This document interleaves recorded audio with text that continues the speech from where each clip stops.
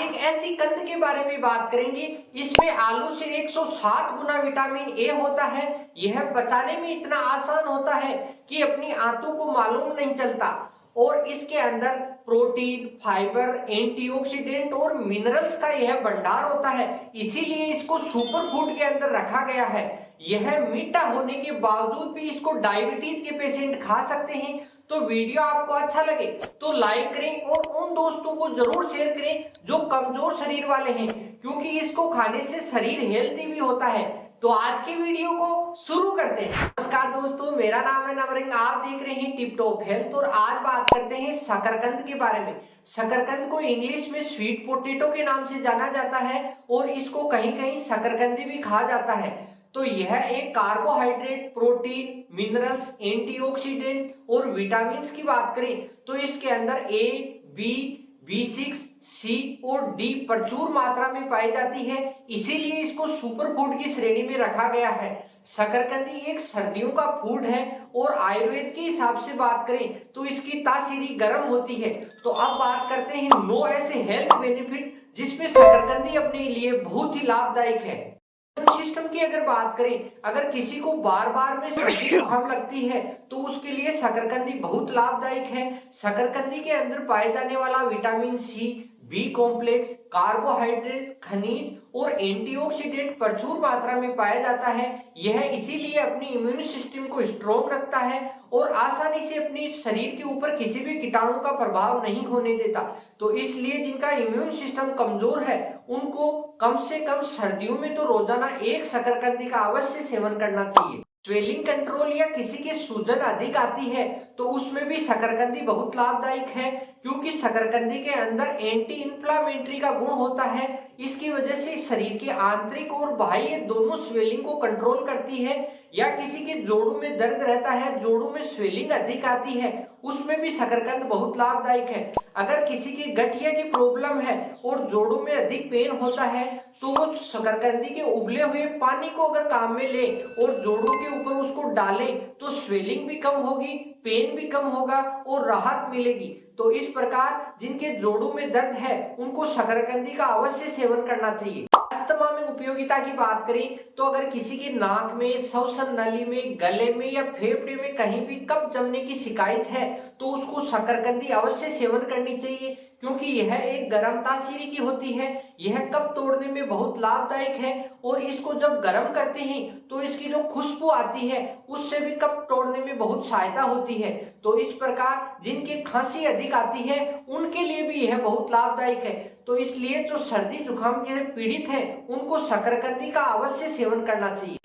Digestion में अगर बात करें तो आलू की तुलना में फाइबर, स्टार्च, मैग्नीशियम इसमें अधिक मात्रा में पाया जाता है, जिसकी वजह से इसका भोजन का पाचन स्मूथ होता है, आंतें चिकनी रहती है और फाइबर अधिक होने से कब्ज जैसी समस्याएं नहीं होती। तो जिनके कब्ज की शिकायत रहती है, खाना खाने के बाद खट्टी डकार आती है या पेट भारी भारी रहता है, उनको शकरकंदी का अवश्य सेवन करना चाहिए। यह बहुत ही लाभदायक है। कैंसर में उपयोगिता की बात करें तो शकरकंदी में पाए जाने वाला बीटा कैरोटीन और एंटीऑक्सीडेंट शकरकंदी के अंदर छिलके को रंग देने का काम करते हैं। यही यौगिक अपने शरीर को कैंसर से भी बचाते हैं। आंतरिक अंगों में जैसे लीवर, किडनी या आंतों में किसी भी प्रकार की कैंसर की दिक्कत होती है तो उसमें शकरकंद बहुत लाभदायक होती है, इसलिए कैंसर जैसे रोगों में भी शकरकंद उपयोगी है। अल्सर में उपयोगिता की बात करें तो यह आंतों के लिए बहुत सुखदायक होता है। इसके अंदर पाए जाने वाला beta carotene, vitamin C, magnesium, calcium आंतों को बहुत ही आराम देते हैं और आंतों में एसिड नहीं बनने देते, जिसकी वजह से पेट का अल्सर नहीं होता।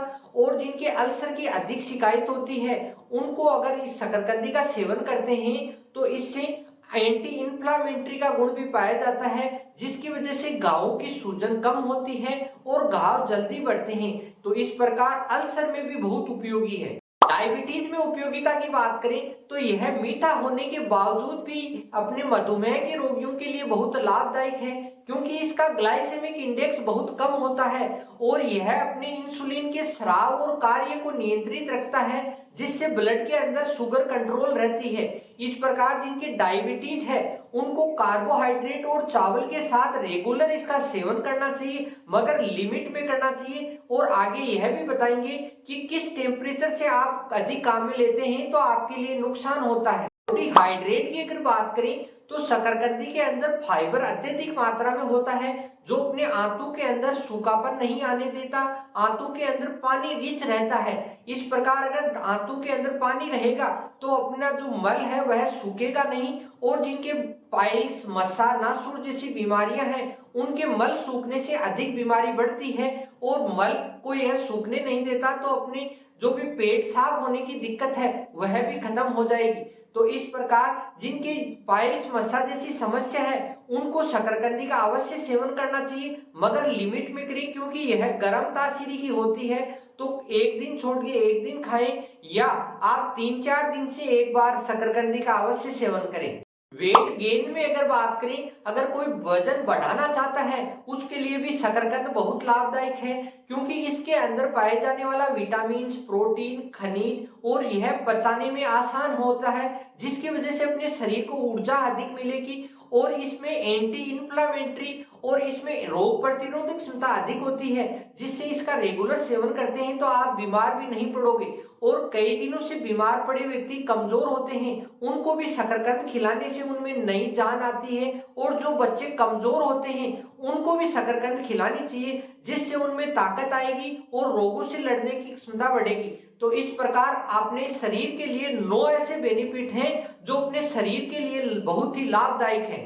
शकरकंदी को खाने के सही तरीके की अगर बात करें तो मोस्टली इसकी सब्जी बना के खाई जाती है हमारे एरिया में, और आपके एरिया में किस प्रकार खाई जाती है वो कमेंट करके अवश्य बताएं। और दूसरे तरीके की अगर बात करें तो इसको आप स्नैक्स के रूप में भी खा सकते हैं, और इसको आप आग में पका के खाते हैं तो बहुत ही टेस्टी होता है, और आग में पका के खाने से उसके आनंद ही कुछ अलग आता है। कोई चीज कितनी भी लाभदायक हो मगर उसकी सावधानियां भी जरूरी है। तो शकरकंद की अगर सावधानियों की बात करें तो इसमें उच्च मात्रा में ऑक्सीलेट होता है, और ऑक्सीलेट अपने शरीर में अधिक मात्रा से बढ़ने के कारण इसमें अपने लीवर में या किडनी में पथरी बढ़ने की संभावना हो सकती है।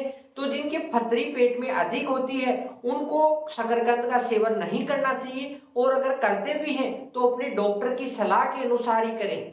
शकरकंदी का ग्लाइसेमिक इंडेक्स कम होता है, मगर 45 डिग्री से अधिक तापमान पर इसको गर्म किया जाए तो यह ग्लाइसेमिक इंडेक्स 94 हो जाता है। और ग्लाइसेमिक इंडेक्स अगर बढ़ जाता है तो जो डायबिटीज के रोगी हैं उनके लिए बहुत नुकसान हो सकता है।